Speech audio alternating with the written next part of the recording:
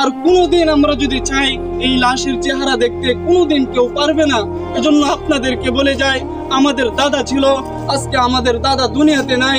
আমাদের নানা ছিল, আজকে দুনিয়াতে আমার নানা নাই। অনেকের বাবা দুনিয়ার জমিনে ছিল, আজকে আমাদের বাবা অনেকের হারায় গেছে। এজন্য আপনাদেরকে আমি এই জানাজা থেকে একটা মেসেজ দিয়ে যেতে চাই।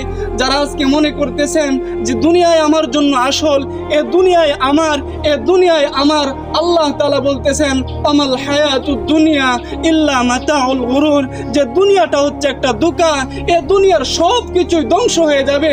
আমাল হায়াতুদ দুনিয়া ইল্লা মাতাউল গুরুর, যে দুনিয়াটা ধোঁকা।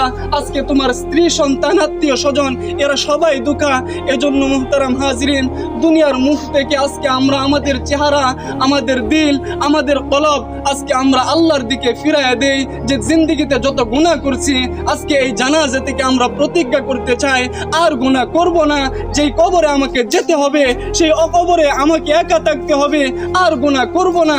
এই প্রতিজ্ঞা করে যদি আমরা এই জানাজা থেকে যেতে পারি, ইনশাআল্লাহ এই জানাজা আমাদের জন্য সফলতা বয়ে আনবে। সুবহানাল্লাহ। কথা আর লম্বা করার কোনো প্রয়োজন নেই। অনেকেই আত্মীয় স্বজন আছে, তারা কথা বলবেন। এই জানাজাই হচ্ছে আমাদের জন্য সবচাইতে বড় সবক, কথা ঠিক না?